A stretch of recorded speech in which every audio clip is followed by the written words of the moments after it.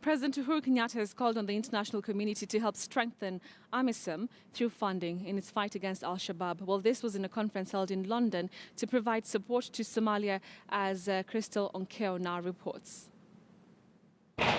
The London Somalia Conference was held to focus on security, humanitarian relief and aid political reform to Somalia's fragile government. Uhuru Kenyatta and other African leaders asked for the community's assistance in order to meet its goal in enhancing peace and security.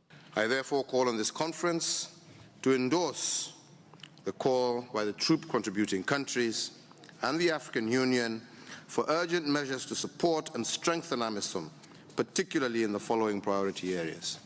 First, the upsurge of AMISOM by another additional 4,000 troops to liberate areas still under the control of terrorists. Second, to facilitate the deployment of critical enablers and force multipliers, as well as the provision of predictable and sustainable funding, including from the United Nations assessed contributions. And to that end, I thank you, Mr. Secretary General. Somalia's government is being backed by international aid aimed at preventing it from becoming a haven for Al-Shabaab in East Africa.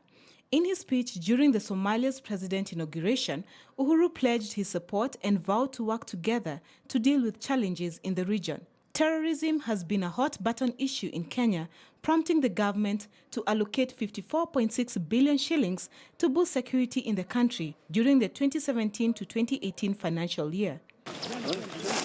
Last year, Kenya received 4.2 billion from the African Union Mission to Somalia, or AMISOM, to support the war against Al-Shabaab.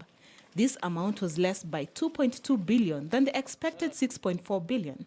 The war in Somalia has seen Kenya increase its spending on security in the last 4 years in a bid to secure its borders against Al-Shabaab.